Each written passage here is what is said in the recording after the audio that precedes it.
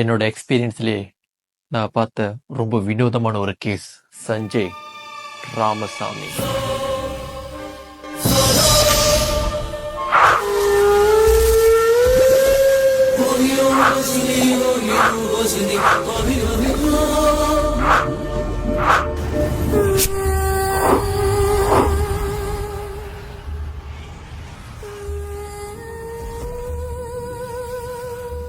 Doctor, இவரோட உடம்புல எல்லாம் எழுந்திருக்காரு.